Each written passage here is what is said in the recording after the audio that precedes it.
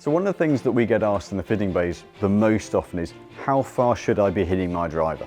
So based on club speed alone, and we're going to try and keep angle of attack as neutral as possible, we're going to give 4 indications at 80, 90, 100 and if I can muster at 110 miles an hour club speed, to give you a range of speed to say, right, based on club speed and so therefore input, what is the potential distance for you at that speed? So I'm going to try and keep angle of attack pretty neutral rather than go 4 or 5 up or 2 or 3 down, keep it kind of around the 1 degree mark if I can.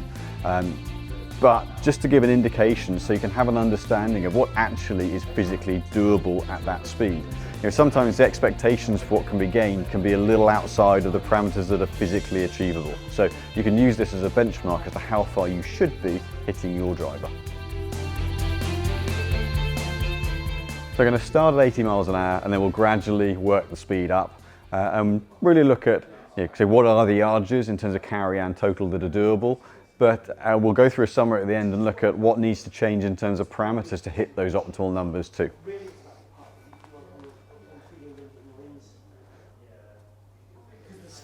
Let's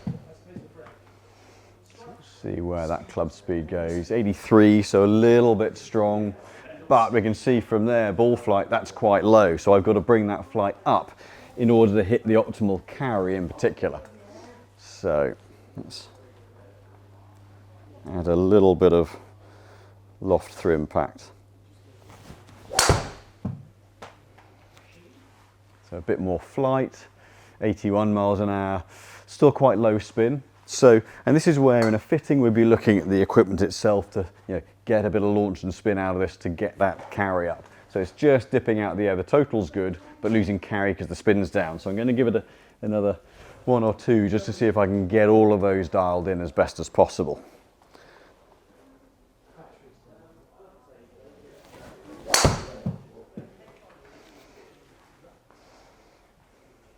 Okay, we're still quite low spin. So for me with this club, I'm going to have to hit a bit of a cut to try and get the spin on the flight to get the ball in the air. And you might think that sounds a little bit strange. Surely a draw always goes further. So if I was in a fitting at this point, we'd be looking at different loft head to get that flight up. But to get the spin with this club setup, I've got to generate it through getting a bit out to in, opening the face up. So the opposite of what most people would think would get optimum numbers. But just shows what an inappropriate club at this speed does and what I've got to do to get the flight on it.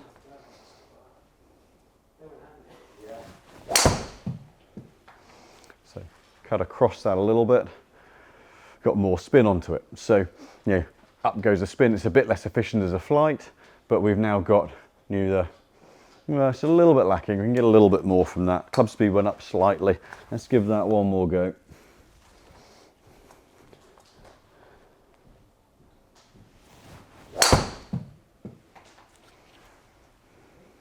18, 13 launch, so still set a little bit at the bottom of it, but what we can see there in terms of actual kind of total distance on it is it runs out well because the flight's a bit low, we lose a bit of carry, but as the numbers on the screen show, you can get pushing 180 carry, 200 total. So as we move up the speeds, the driver will become more appropriate for that level. I won't have to manipulate the flight quite as much. I don't want to change angle of attack hugely, which is why I haven't really sat behind and scooped it up. But I'm going to move up 10 miles an hour now, and then we'll see where the numbers have got to be and what's possible given that 10 mile an hour extra input. Right, let's take speed up 10 miles an hour, let's get to 90, and see where we get to there.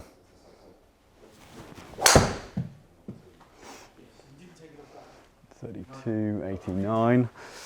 So, distance wise, 10 miles an hour in club speed should lead to about 15 miles an hour in ball speed.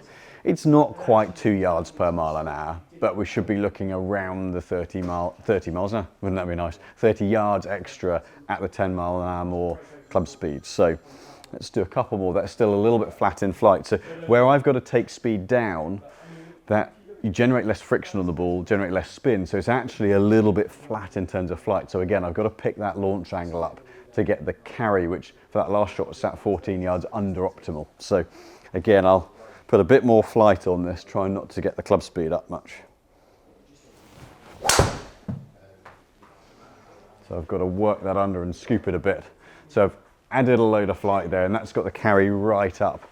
So it's at just under 90 miles an hour. I'll give that another one there, but you know, we're looking at launch angles up at 15 degrees, spin mid 2000s, and this is the danger if you go too low. Spin runs out, but if you go too low, you lose carry, and carry gives you consistent distance, which ultimately is what we all want. It's got a bit more flight on it, so yeah, so those last two, that's at a couple of miles an hour under, but we're into that optimal setup in terms of launch and spin. So a little easier for me to generate that, moving the speed up slightly. But again, you can see the importance at the lower speeds, the more moderate speeds, of keeping that launch angle up. So let's take it up another 10 miles an hour. Right, so up another 10, let's go to 100 miles an hour. See, so we've gone from 200 to 230, 235 at 90 miles an hour. What can we get at 100 miles an hour?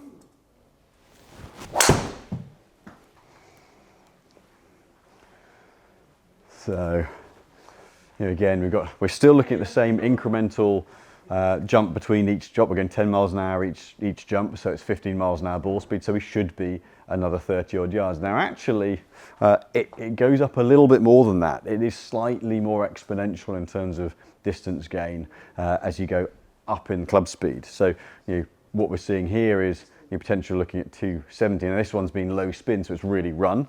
But, and again, you're looking at carry, we're a couple of yards under on carry. But what we're starting to see, and I'll go through this after the next batch, is a trend of how important spin is at different speeds versus launch angle and getting the height. You know, really important at moderate speeds. As the club speed and ball speed goes up, the spin, keeping it in the air, is less important. But you stand a bit more to gain on the run out on a stronger spin rate. So let's give that another couple, and it's bang on 100 miles an hour. So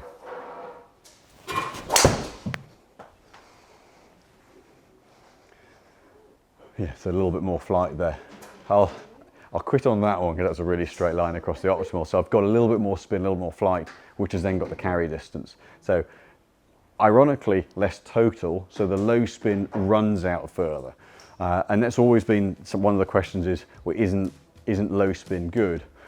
To a point, but it can make a flight volatile. So that sort of mid twos on spins, very, very safe from a ball flight point of view. As you hit the 100 miles an hour, 270 to top out. Now I've got to try and get to 110. Wish me luck. So I'm going to attempt to get to 110. That's right on my upper limit from a speed point of view. And if you've watched this video, I won't be using the smelling salts, unlike I did in that one. But let's see what I can get up to. I can get to 110, see where that takes us from a top out point of view.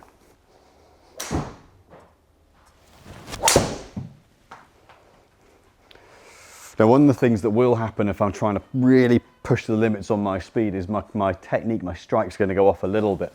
So normally my cruising speed on course is about 107, 108. And so it's whether the extra effort actually gets me the extra speed. But if I can get to 110, I will certainly do so. Debatable though. I think that's going to be fairly close. Yeah, so 108, 108 and a half. Decent ball speed, 161 and a half. So we're now seeing 2,500 revs sits on the upper end of the spin window. So where we needed that just to keep the thing in the air at moderate speeds, it's now actually risking losing me a little bit of distance at this kind of ball speed. Let's see if I can get that back down a little bit. But the importance of spin, higher spin, it hurts you the higher your speed is. Now, a lot of the tour players will sit at about 2,500 revs because it means it's safe. It's a little bit safer ball flight. It can't knuckle out the air. They know what the ball's going to do when it lands. It's consistent from a carry point of view. It's great. And they're more interested in that because it's reliable yardage. Yeah, you could lasso, like on that shot, I could lasso another 10 yards out of knuckling the spin down. But it can start to get the ball flight a little bit in and out and volatile. But low spin at high speed equals distance.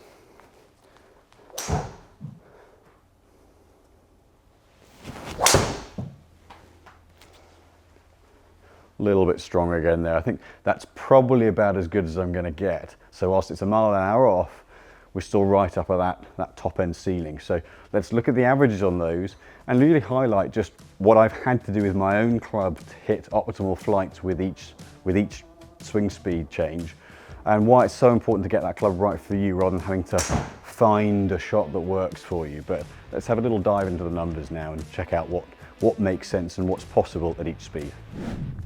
So going through at each speed, what is optimal? So we're at 81.5 here, so it's a hair above, but maximum in terms of smash factor.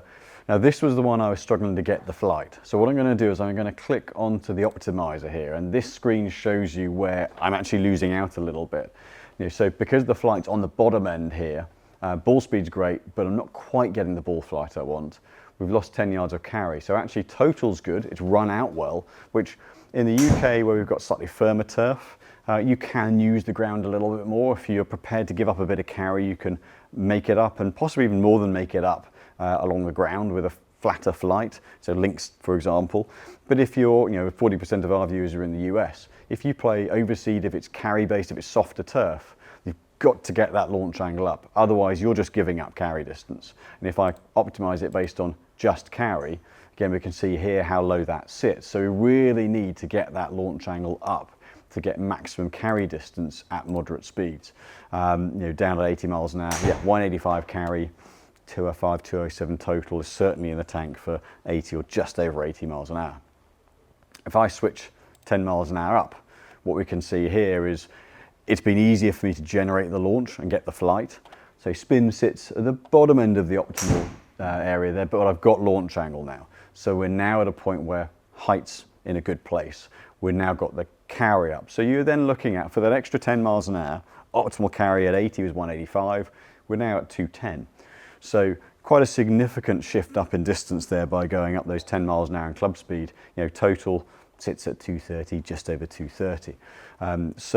Again, that height launch angle at this is still really critical to getting that carry distance. We need some spin to keep the ball in the air.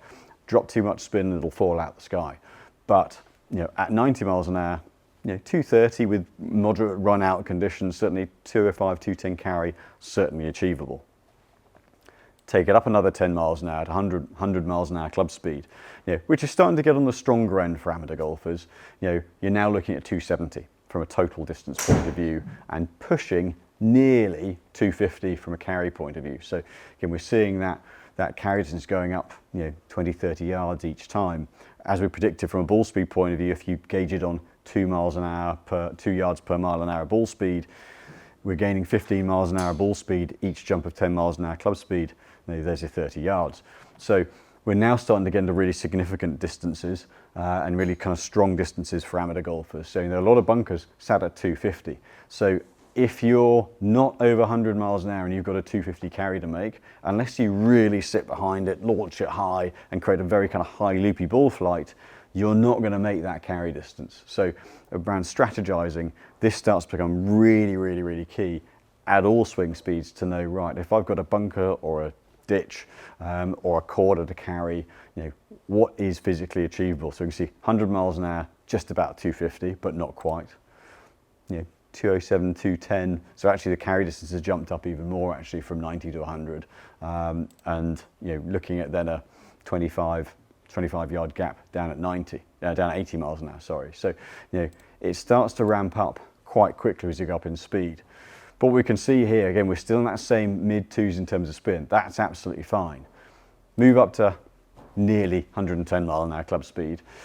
Well, that 2,500 rev spin would sit right on the upper end of that. So the more your ball speed goes up, the more important that spin comes down a certain amount in order to keep that ball flight going forwards and give you maximum distance.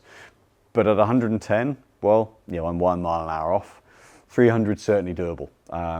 Pushing 280 in terms of carry, 275 certainly doable. But again, a lot of bunkers, a lot of corners, a lot of trees, a lot of trouble.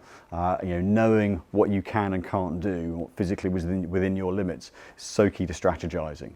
But as you can see, that distance really starts to ramp up. But unless you are nearly 110 miles an hour, unless you're on rock hard fairways, 300 is not achievable. So part of what this is, this test today was a case of saying, okay, well, what are expectations versus reality for a lot of golfers? We all remember our best hit, our best drive, our longest shot. It's downwind, downhill, firm fairways. This is gauged on very much springtime fairways, so mid to soft fairways. So it's not hard run outs. So these are all genuinely achievable yardages if you're on and around these club speeds to gauge. But most importantly, to get a kind of look at really from a strategy core point of view, what should or could I be able to make in terms of carry distances, and what is my kind of ceiling in terms of run out distance, to know, is there a corner you can take on, or should you rein it back and take the 3-wood out, and just make a decision just to play back a little further, because you can actually hit it further than you might believe. Ultimately, the key thing to this is technique, and the right club will ensure that you're not having to manipulate your swing in order to find that flight. At the lower speeds, I really had to try and gain height. You cut across it and open the face up to get enough lift and get enough spin. So if you play too little loft at moderate speeds, it really compromises. An 8-degree driver at 110 miles an hour, for me, perfectly suitable. So you play a little too much loft at high speeds, you lose a load of distance because it stalls up and dies. You play too little loft at moderate speeds and you're really struggling to get the ball up in the air and carrying. So make sure that you've got the club that's appropriate for the ball flight that you need at your speed. And then all of these numbers are perfectly achievable.